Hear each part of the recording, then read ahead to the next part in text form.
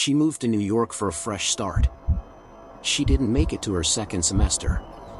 She was 18. A freshman. Walking through a park just before sunset. Minutes later, she was bleeding out on the steps, gasping for breath. No one saw it happen. No clear motive.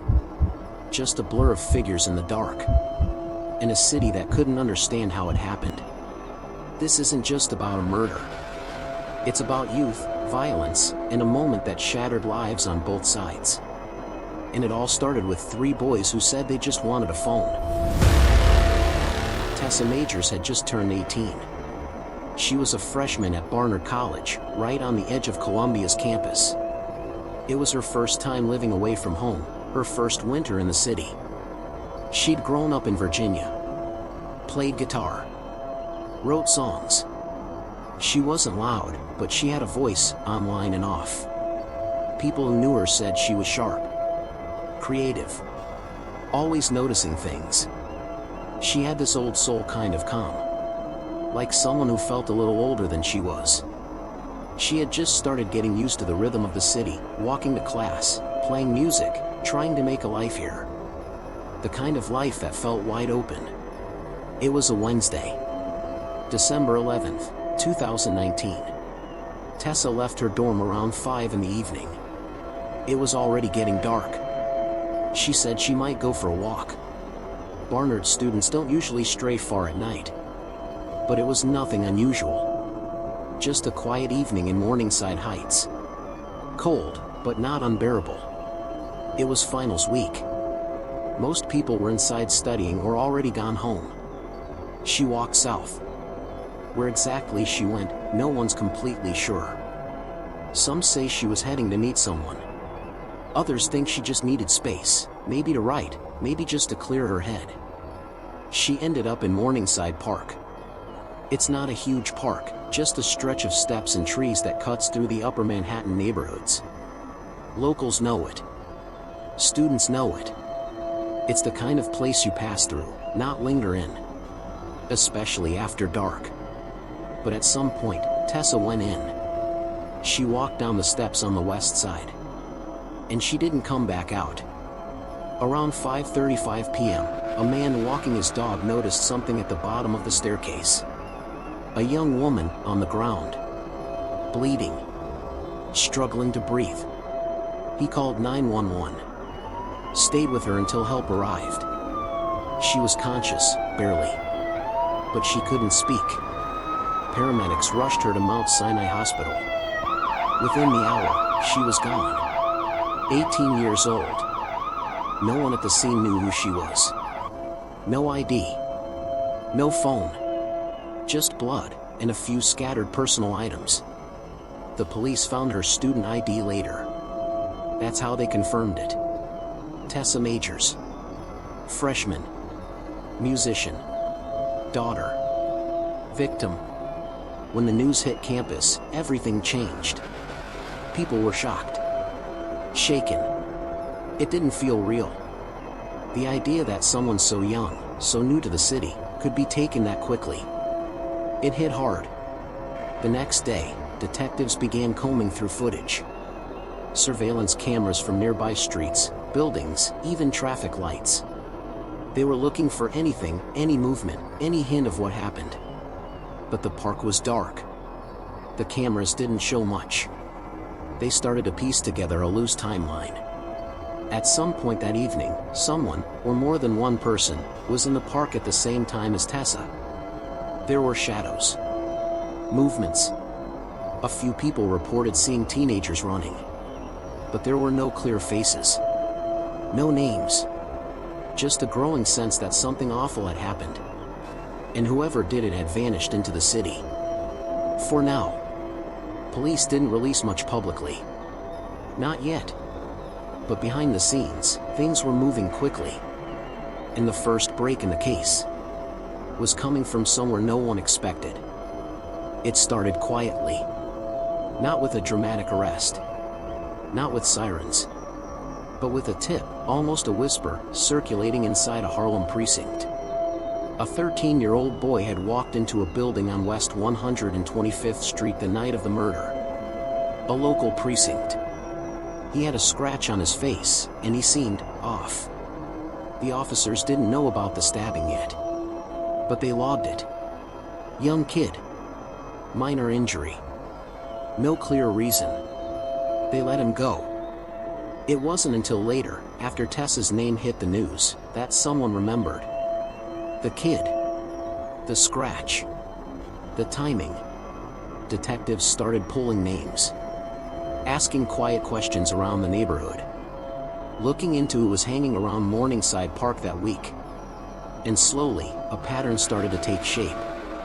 3 kids. All young. Middle schoolers, really. 13 and 14 years old. That was the part people couldn't wrap their heads around. The idea that children could be involved in something so violent, so final. It didn't feel real. But the stories began lining up. A robbery gone wrong. That was the rumor. A mugging, maybe for a phone, maybe for cash. Tessa resisted. There was a struggle. A knife. But no one was saying much out loud. The first boy, the one who'd shown up at the precinct, was brought in for questioning. This time, with his mother. He didn't speak right away. Not about the park. Not about that night. But when detectives asked about the blood on his clothes, something cracked. He said he was there. Said there were 3 of them. Said it wasn't supposed to happen like that. The others had knives, he claimed. He just stood back. But it wasn't a full confession. And the more they pressed, the quieter he got. He wanted a lawyer. The interview ended. Police brought in a second suspect days later, another boy, also 13. He didn't talk. Not then. Everything about the investigation was fragile. These weren't adult suspects. These were kids. Minors. And that meant tighter rules, more protections, and more scrutiny from the public. The city was watching closely now. So was the media. There was outrage, confusion, grief. And beneath all of that, this unsettling question. Why? Why was an 18-year-old girl murdered in a public park at dinner time? Why were children carrying knives? And what really happened in those final, chaotic seconds? Tessa couldn't answer for herself. But her wounds told part of the story. The medical examiner's report confirmed what many feared. She'd been stabbed multiple times. Some wounds defensive. She'd fought. There was bruising. Scrapes on her hands and arms. Signs of a struggle. It wasn't over in seconds. It was violent. Messy. Deliberate. And then, silence. No phones. No witnesses. Just darkness, and the sound of footsteps running away. Back in Virginia, Tessa's family stayed quiet. They didn't make public statements.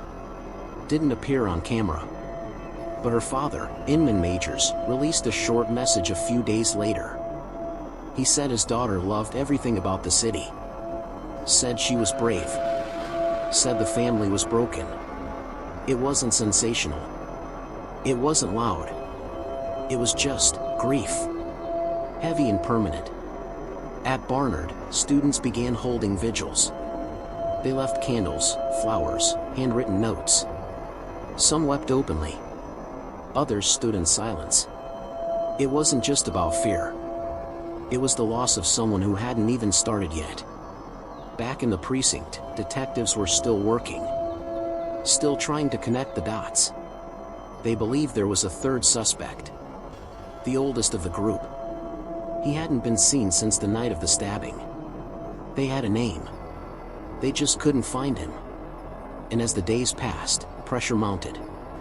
The public wanted answers. So did the press. And somewhere out there, the third boy was watching. It wouldn't be long before he made a move of his own. They knew who he was. They just didn't know where he went. The third boy, Rashawn Weaver, was 14 years old. The oldest of the group. Street smart. Fast. He'd been in trouble before, but nothing like this. detectives quietly issued a warrant. They tracked his family, friends, watched the places he used to hang around. But for days, nothing. He was just gone. And then, on December 26th, 2 weeks after Tessa's death, they caught a break. Someone tipped them off. Rashawn had been spotted in Manhattan, not far from where everything started. He was arrested that afternoon. No struggle. No chase. Just a boy in handcuffs, staring blankly at the street. Police didn't immediately announce what they had. They waited. And then, they moved carefully, building the case piece by piece. They already had a loose statement from the first boy. They had partial surveillance footage. They had Tessa's injuries, her missing phone, her location. Now they had the one person who might be able to tie it all together. But Rashawn didn't talk. Not at first. He refused to answer questions. Lawyered up quickly. And just like that, the silence was back. The case slowed again. And the city waited. It took another 6 weeks before police had enough to move forward. On February 14th, 2020, Valentine's Day, Rashawn Weaver was officially charged with 2 counts of murder, robbery, and weapons possession. Prosecutors said they had evidence. Surveillance placing him in the area. Witness statements. Even phone data that tracked his movements. But more than that, they said they knew what happened in the park. According to the DA, it was a robbery attempt. Tessa was walking through the park alone. She was approached. The boys demanded her phone. She resisted. There was a struggle. A knife was used. And then, one of the boys stabbed her. Repeatedly. They fled. Tessa made it up the stairs on her own. Bleeding. Alone. Collapsing near the street. It didn't feel real. Even when laid out in court documents, it sounded surreal. Like something torn from fiction. But it wasn't fiction. It was 3 kids. A college freshman. A dark park. In a moment that spiraled into something permanent. In court, Rashawn appeared small. Young. But there was no softness in his face. He pleaded not guilty. His defense said the evidence was thin. Said there was no definitive proof he delivered the fatal wounds. But prosecutors were confident. They were charging him as an adult. The city held its breath. Meanwhile, the community tried to keep Tessa's memory alive. Barnard set up a scholarship in her name. Her friends and family shared her songs online. Raw, unpolished music, just her voice and a guitar. And it was enough to stop you. To remind you that this wasn't a headline. It was a girl. With dreams. With things to say. There was no trial yet. That would come later. But even before a verdict, the pain was already everywhere. In classrooms. In courtrooms. In the silence between parents and their children. This wasn't just about one act of violence. It was about what it exposed. How early things can fall apart. How fast lives can be stolen. How a walk in the park, in a city full of light, could turn into something so dark. And the most disturbing part. It wasn't over yet. There were still questions. Still missing pieces. And behind the courtroom walls, the most chilling detail hadn't been revealed. Yet.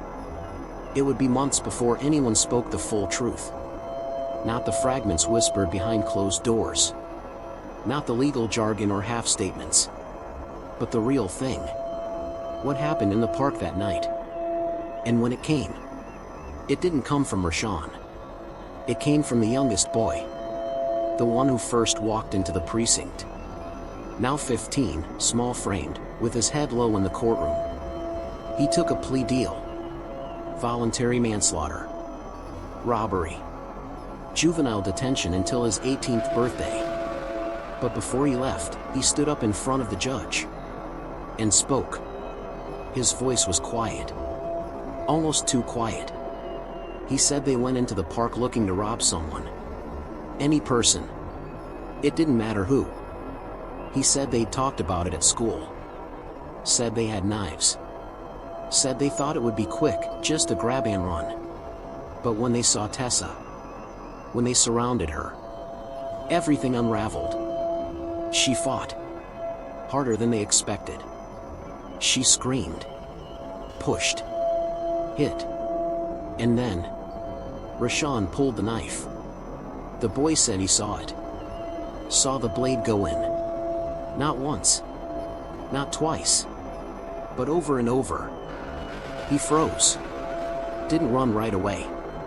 Just watched. And then, like that, it was done. Tessa fell. They fled. And for weeks, he said nothing. He couldn't sleep. Couldn't eat. Said he still heard her scream. It was the first time the courtroom was silent for a different reason. Not legal formality, but something heavier. The sound of a child remembering the moment he stopped being a child. Later, Rashawn Weaver's case came to trial. He pleaded not guilty. His lawyers tried to cast doubt. Tried to suggest the others were shifting blame. That he was present, yes, but not the one holding the knife. But the prosecution had built their case carefully. They had statements, footage, phone records, and motive. They painted a picture of recklessness, of a boy looking to prove himself, a knife in his hand, a girl who didn't back down, and in the end, a choice. On December 16, 2021, Rashawn Weaver changed his plea. He stood up and said 2 words. I'm guilty. Guilty of murder. Of robbery. Of taking a life. In exchange for a lighter sentence, he avoided a trial. But there would be no mercy in the room that day. When it came time for sentencing, the judge didn't hold back. He looked Rashawn in the eye and told him, "You murdered a girl who had everything in front of her. You didn't just steal a phone. You stole a future." The room was quiet. Even the press kept their cameras low. Tessa's parents didn't speak to the media. They sat still, staring straight ahead. When the sentence was read, 14 years to life, there was no reaction. Just silence. Like a window closing that would never open again. The case was over. But nothing felt finished. Back on Barnard's campus, students still leave flowers. Still play her music. Still stop near the entrance to Morningside Park and hesitate, just for a second, before walking in. In the end, it wasn't about statistics. It wasn't about fear. It was about the fragility of something we forget too often. Time. Tessa Majors had it. And then she didn't. She had dreams, ones that lived in journals, in song lyrics, in quiet thoughts she never got to share. She wasn't a symbol. Or a headline. She was a daughter. A friend. A girl with a soft voice and sharp mind who came to New York City to become something. And what she found was a world that hadn't protected her. There's no tidy ending here. No comfort in justice. Just a bench near a flight of concrete steps. A name etched into a plaque. And the echo of footsteps. Running away.